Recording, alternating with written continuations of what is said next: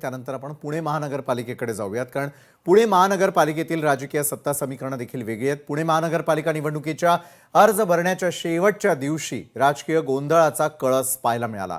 शिवसेना आणि भाजपमधील जागा वाटपावरून संभ्रम निर्माण झाला. युती तुटल्याच्या आणि कायम असल्याच्या परस्पर विरोधी घोषणांमुळे कार्यकर्त्यांनी स्वतंत्र अर्ज भरले. अजित पवारांच्या राष्ट्रवादीतही उमेदवारी वाटपाची धावपळ सुरू होती.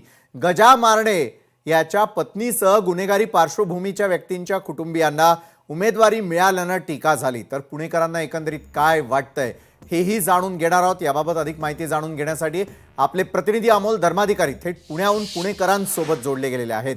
अमोल, खरं तर पुण्यातली परिस्थिती अतिशय विचित्र स्वरूपाची आहे. आज ज्या प्रकारचे वेगवेगळे स्टेटमेंट आले, उदय सामंतांचं म्हणणं आहे की युती कुठल्याही प्रकारे तुटली नसल्याचं ते स्पष्ट करताना दिसतात.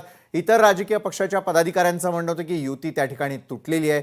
बरं, इतकंच कशाला, दादांनी तर अक्षरशः कळस गाठलेला आहे. अजितदादांनी उमेदवारी देत असताना गुन्हेगारी पार्श्वभूमी असलेल्यांच्याच कुटुंबियांना सर्वाधिक त्या ठिकाणी उमेदवारी दिल्याचं कळतंय. हे कशाचं द्योतक आहे? दादांना विसर पडलेला आहे का? दादा म्हणालेले होते की पुणे आणि आसपासचा परिसर आपण गुन्हेगारी मुक्त करणार, मात्र गुन्हेगारी पार्श्वभूमी असलेले नगरसेवक पुणेकर आपल्या डोक्यावर बसवणार.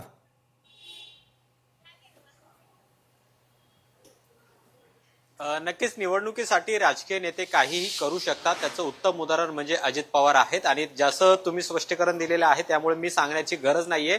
प्रेक्षकांना हे सगळं समजलेलं आहे की पुण्यात नेमकं काय चाललेलं आहे. आपल्यासोबत सुरुवातीला हे सगळे पुणेकर नागरिक आहेत, काही पक्षाचे पदाधिकारी आहेत जे उमेदवारीसाठी इच्छुक होते, मात्र पक्षाने त्यांना संधी दिलेली नाहीये. काय सांगाल? अनेक वर्ष आम्ही पाहतोय तुम्हाला भाजपमध्ये तुम्ही आहात, निष्ठावंत हा शब्द तुमच्यासाठी वापरतो, पण आता जे काही चाललेलं आहे भाजपमध्ये आणि तुम्ही अर्ज म्हणजे तुम्ही सुद्धा मुलाखत दिलेली होती, सगळं झालेलं होतं, पण उमेदवारी नाकारली. काय पक्षाचा कार्यकर्ता हा काम करत असतो, त्याला उमेदवारी मागण्याचा पूर्ण अधिकार आहे. तसा पक्षश्रेष्ठींनी घेतलेला निर्णय हा मान्य करायचा असतो.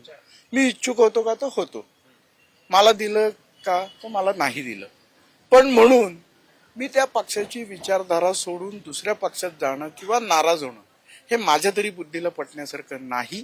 त्यामुळं मी भारतीय जनता पार्टीमध्येच राहणार. भारतीय जनता पार्टीचे जे कोणी उमेदवार दिलेले आहेत त्यांचंच काम करणार. किती अन्याय झालं तरी पक्षातच राहायचं. अन्याय नाही, पक्षाला तुमची दखल तुमच्या कामानुसार घ्यावीच लागते. प्रत्येक कार्यकर्त्याची वेळ असते. हाच पक्ष असा आहे की एका दलित महिलेला आम्ही राष्ट्रपती बनवलं. तुम्हाला अपेक्षा आहे तुम्हाला संधी मिळेल भविष्यात? हो, आहे ना, आहे. यांना वाटतं भविष्यात त्यांना संधी मिळेल. तुम्ही सुद्धा मोठी तयारी केलेली होती. तुमच्यावर अन्याय झाला असं तुम्हाला वाटतंय का? पक्षाने जे काही तुमच्या बाबतीत केलं ते योग्य केलंय का? म्हणजे मला असं म्हणायचंय की मी इतके 10 वर्ष पक्षाचं निष्ठेने काम करतो आहे. एनजीओ आघाडीच्या माध्यमातून काम केलं, सरचिटणीस म्हणून काम केलं, पण कुठेतरी माझ्या पक्षाने माझ्या उमेदवारीचा विचार करायला हवा होता. आणि माझ्या गटामध्ये म्हणजे प्रभाग क्रमांक 12D याच्यामध्ये जर 2 महिला होत्या आणि 2 पुरुष होते, आरक्षण जर पडलेली होती, तिथं एक पुरुष आरक्षण असताना किंवा खुलं आरक्षण, सर्वसाधारण खुलं आरक्षण असताना, तर पुरुष अपेक्षित असताना तिथे एका महिलेला उमेदवारी दिली. याच्यावर आमचा जास्त आक्षेप आहे आणि हे चुकीचं आहे. माझं नक्की काय चुकलं याचं मला विचारावंसं वाटतं आणि त्या अनुषंगाने मी आज उमेदवारी अर्ज दाखल केलेला आहे. कुठं केला उमेदवारी? मी अपक्ष म्हणून उमेदवारी अर्ज, पक्ष बंडखोरी केली तुम्ही? अपक्ष म्हणून मी भाजपकडे उमेदवारी मागितली होती, मला उमेदवारी मिळाली नाही.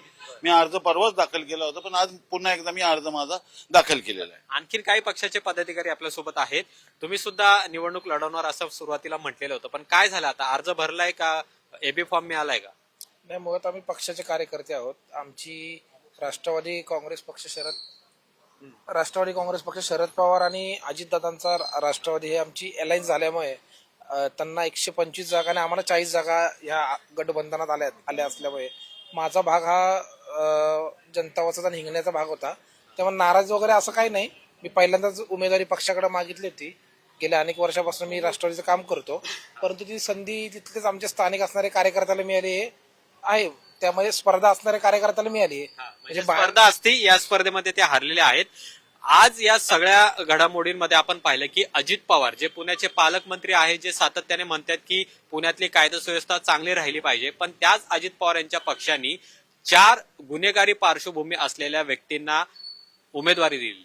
ही पुणेकरांची नव्हे तर महाराष्ट्राची शोकांतिका आहे की जे राजकारणी एकीकडे गुन्हेगारीला विरोध करतात, जनतेच्या विकासाच्या गोष्टी करतात, तेच गुन्हेगारांना तिकीट देतात. म्हणजे हेच गुन्हेगार उद्या ह्यांच्याच सत्तेच्या जीवावर, पैशाच्या जीवावर निवडून येणार आणि उद्या लोकांच्या घरात घुसणार, दरोडे टाकणार, खून टाकणार. आणि 10वी नापास अजितदादाकडनं आम्ही पुणेकरांनी अपेक्षा काय ठेवायची? तुम्ही पहा, मागच्या काही दिवसामध्ये किती राजकीय लोकांनी पुण्याच्या प्रश्नांवर चर्चा केली. पुण्याचा ट्रॅफिकचा प्रश्न आहे, पुण्याचा गुन्हेगारीचा प्रश्न आहे, पुण्यातल्या रस्त्याचा प्रश्न पहा, पुणे वेगानं वाढते, शहरीकरण होतं, ह्याच्यावर चर्चा झाली का? मागच्या 8-10 दिवस झालं टीव्हीवर, न्यूजवर सगळीकडे पहा चर्चा काय, कोण कोणत्या पक्षात जाणार, कोणाला उमेदवारी मिळणार. आणि बाप बदलल्यासारखे सकाळी एक पक्ष, दुपारी एक पक्ष, संध्याकाळी एक पक्ष. आणि कारण काय सांगतात? जनतेचा विकास, जनतेची सेवा आहे.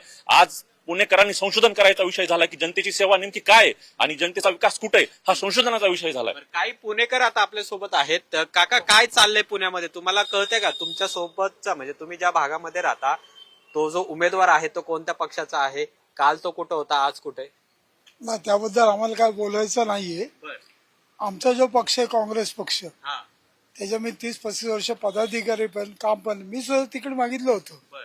पण त्यांचं काहीतरी धोरण असायला जुन्या लोकांना बाजूला करायचं, नवीन लोकांना पुढे करायचं, त्यांच्या काही अडचणी असतील. पुण्यात काय अडचणी आहेत तुम्हाला वाटतं की ज्या सुटाव्यात सामान्य नागरिकांच्या? अडचणी पाहायला गेलं तर अडचणीचं पाऊसच म्हणता येईल.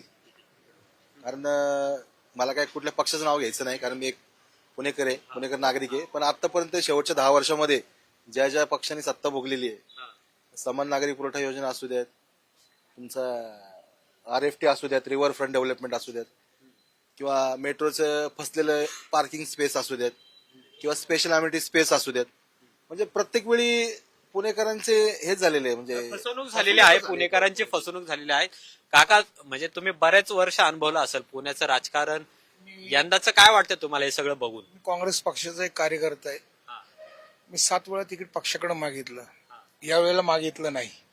6 वेळा माझ्यासाठी मागितलं, 17 मध्ये पत्नीसाठी मागितलं होतं, ते यावेळेला मागितलं नाही.